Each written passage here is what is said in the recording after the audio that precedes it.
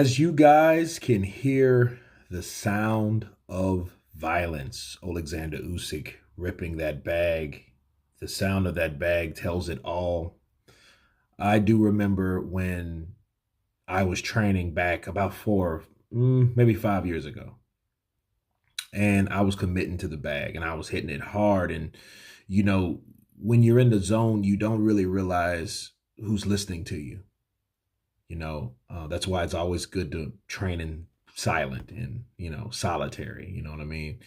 Especially when you are putting together combinations, because those type of punches that he was throwing are the type of punches that you seen demonstrate in the 12th round. And I think he's a little bigger. We all know he's bigger. We all know that he can hurt Anthony. And I think it's the element of surprise more so than power. But if he has more power, that's more insult to the injury. Okay, so um, those punches sounded really, really hard, bro. They sounded like they were really sounding off, cracking off.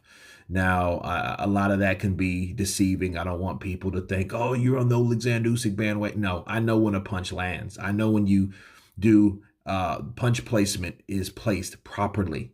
Okay, that's what I've heard in those sounds. Ta, ta, ta, those type of sounds like that.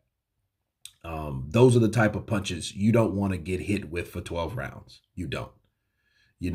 Maybe hopefully one of those punches, spares you, a boxer's death, a KO, not 12 rounds, because those are the type that could put you in a coma or in your life. Real talk. Counterpunch. And I was just leaving this with you guys. You guys tell me what you think of Oleksandr Usyk inflicting sounds of violence. Of course, please subscribe. And you guys been Counterpunch. Peace.